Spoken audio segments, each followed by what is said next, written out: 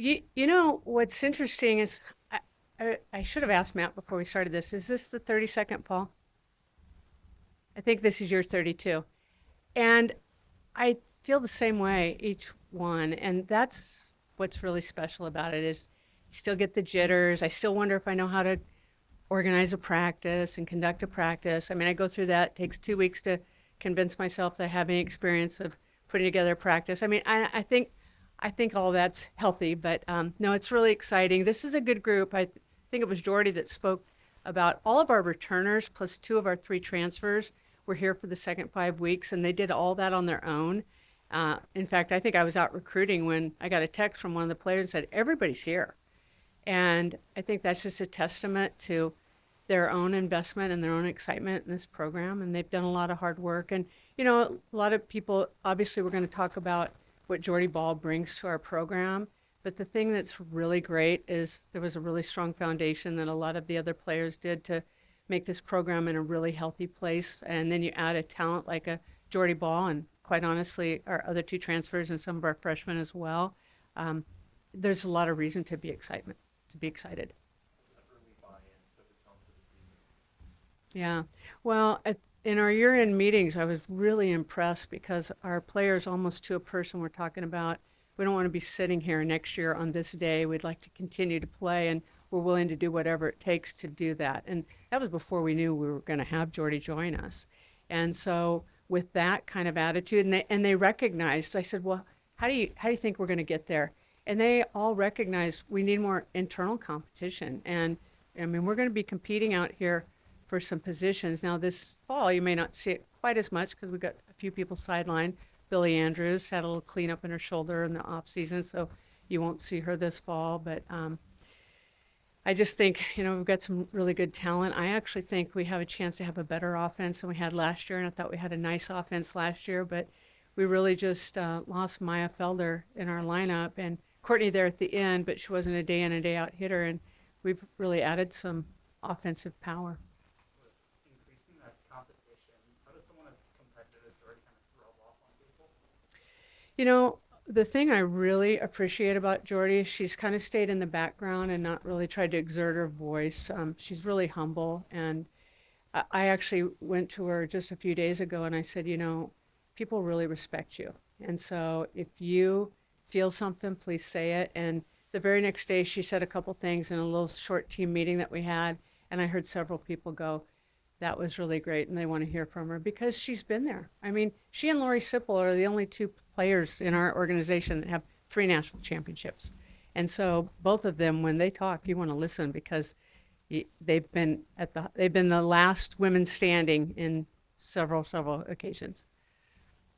In taking that next step, what can this fall do to set that tone? What do you want to see out of this fall season? We've talked a lot about a sense of urgency, and really the sense of urgency is on the daily in the preparation, and not panicking about it, but actually in the preparation that could actually comfort you. So when it does get to the end, you can trust that preparation, but it has to start every day with really a sense of urgency and beginning with the end in mind. And how good can this team be? I don't know. And I think both Jordy and Brooke said we're going to work to get better every day. We can feel that we have talent, we can feel that we have depth, and now it's our job as coaches and as players to just be committed to really, doing the work that's required to be as good as we can be.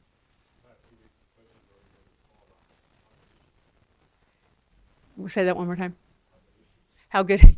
Well, she's everything that I've seen and watched from high school on through Oklahoma. But I will tell you what makes her so special is her standard for herself. And her standard for herself, it wouldn't matter if it were midnight and the closest person was 10 miles away. She'd still work the way that she does every day at practice. And I think that's what elite athletes do. I mean, I've read a lot about Michael Jordan. I've read a lot about Kobe Bryant. And you could insert a Jordy Ball. That's the kind of work and the kind of focus that she has. And I don't know if you can really teach somebody that. I think that's they're kind of born with that. Yeah, she's got a great swing. She's a great competitor. We're excited about that. The one thing we're trying to be careful with, obviously, pitching is a great gift that she brings to this team, and it's very much a specialty.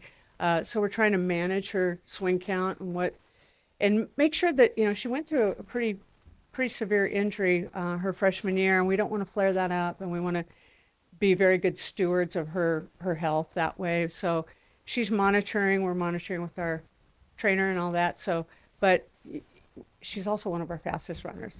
So we're going to feature her. If you're out here tomorrow, you'll see her on both sides of the ball. Clearly you have a sense of what role she'll play for you in the spring. In the fall, is that different? Do you use her some amount and maybe try? Yeah, it might be different as far as quantity, but not in quality, So, for instance, if the game is requiring that we put our ace on the mound, we're going to put our ace on the mound. But she may not throw as many games or as many innings as she might throw this spring. And that's still all to be determined. And for instance, we're working her some in the outfield, but we're not having her throw overhand out there at all. It's like a no throw. She'll shadow throw. But she can still get reps in, and she's really good out there too.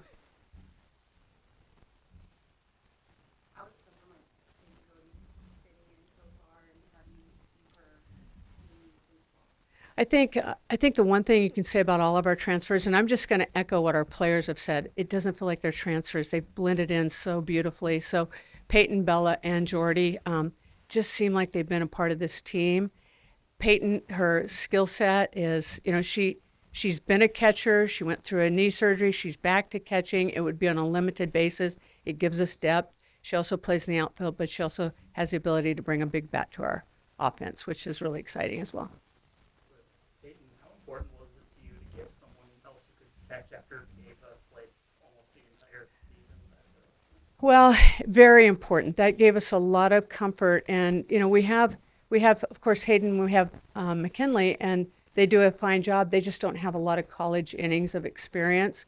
And, the way the game is, it's so tough now. And you can be one foul ball away from having a catcher in concussion protocol, and it happens.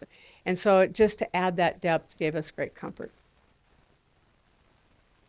Ron, what do you think of this football, softball, and what do you think it can do for your Yeah. players to probably have maybe more people here than In our coaches meeting, we were just talking about that very thing this morning, Mitch, is that I hope for their sake there is a crowd here, because they need to start to deal with that. That's new. Anytime you're going through something for the first time, they've played in front of some big crowds and they've regionals and stuff, but to experience that in fall when they're playing each other and it's really just a glorified practice, they have to start to deal with some of the emotions of that, and that's all helping them prepare to be battle tested. And we're going to have a lot of this season eyes on us. Eyes are already on us, and not just from a softball community, but from Husker Nation and all that. So I welcome as any of this that we can get. In fact, when I was walking out to come to visit with you all, a couple of freshmen asked me where I was going, and I said, I'm going to go to a press conference. They're like, a press conference? So there you go. They've been in school for 2 weeks. You said the pavilion renaming when Peaches played, you guys had new seats, and now with Jordy and interest. What's that like in such 30 years, and especially now in this upcoming season? Yeah, you know what? It feels really good to have people interested in Nebraska softball. I think that's a great testament, again, I'll say, to the work that the players have put in. And we've always wanted to be good stewards to our community and good stewards of our university, and that's first and foremost. And that they're going to come out and they're going to play hard. And I think anytime you see that, it's like even reading about our volleyball team last night. I know they won decisively, but just the commentary about that, you always can count on them to play hard on defense. Well, that's a standard. I want people to feel that standard with Nebraska softball as well. Anything else for Coach? Okay. Thank you, and thanks for being here.